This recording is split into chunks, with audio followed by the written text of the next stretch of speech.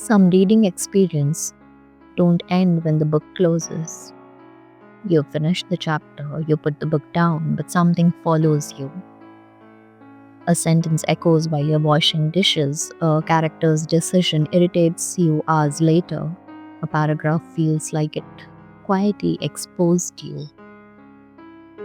That lingering feeling is not random. I treat them as a moment of invitation. Because when a piece of writing stays with you, it has already crossed from entertainment into relevance. Most people move past that too quickly. They underline the line. They maybe post about it somewhere. They think that was beautiful. And then they go on with their day. But if you're keeping a page a day, that kind of lingering deserves more space than just a social media post. Reading is input, writing is integration. And without integration, even the most powerful book fades into a pleasant memory. With integration, it becomes personal insight. Let me give you an example. You read Sylvia Plath and feel unsettled by the intensity of her inner world. It's not that you relate to everything, it's that the emotional sharpness feels familiar.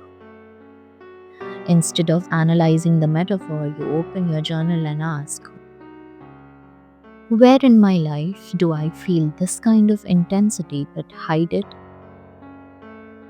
That question turns literature into a mirror. Or maybe you've been reading Haruki Murakami, his quiet, detached characters moving through strange emotional landscapes. You notice a kind of distance in his protagonists, and something about that distance feels uncomfortably close. You could say interesting style, or you could write, where have I emotionally withdrawn without admitting it? Now, the book is not just a story, it's a conversation. Integration is not about writing a review, it's about tracing the emotional thread. Often, what stays with you falls into one of four categories: recognition, that's exactly how I feel; discomfort, I don't like that, but I don't know why; envy, I wish I had that courage; grief, I've lost something like that. Each of these reactions contain information. Let's say you read Toni Morrison and are struck by how her characters carry memory, how the past lives inside the present. If that theme lingers, don't summarize the novel. Write. Ask yourself, what memory still influences my present choices? Or maybe you've read Albert Camus and feel the weight of existential questions. His characters confront meaninglessness directly. If that unsettles you, journal. Ask, when do I feel most aware of meaning? And when do I feel detached from it? This is integrative practice. You're not borrowing someone else's philosophy, you're locating yourself inside the emotional territory the text revealed. I often ask, what part of the book felt closest to you? Not the best written part, the closest part. Because closeness signals relevance. Sometimes it's not even a profound line, it's a small scene. A daughter hesitating before speaking, a friend walking away too easily, a character forgiving someone without being asked. You keep thinking about it, but why? Because it mirrors something unresolved in you. And here's where journaling matters.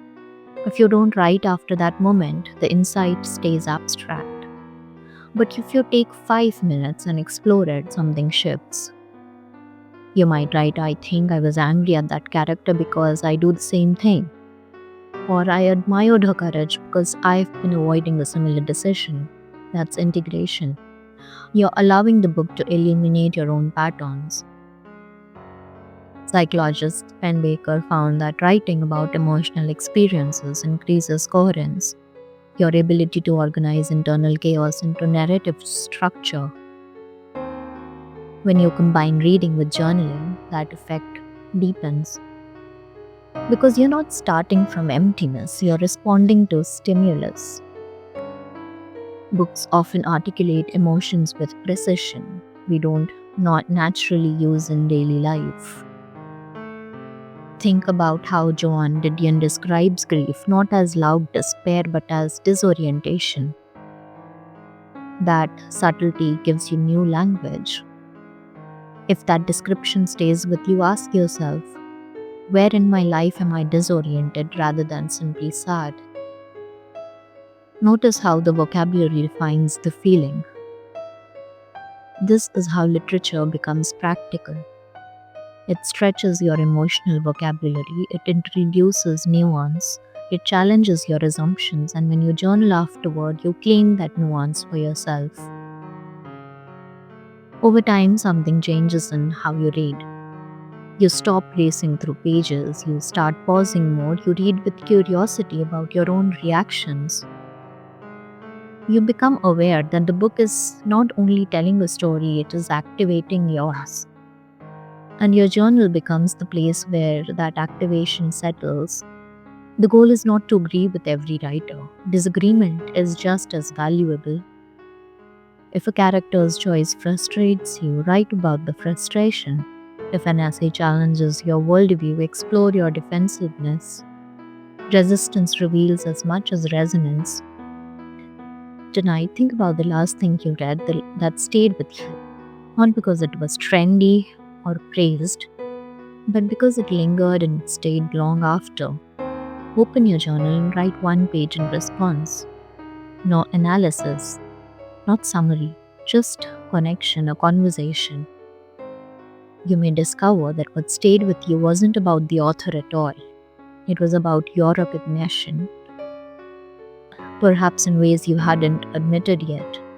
And that's where reading becomes transformation. One page, one word at a time.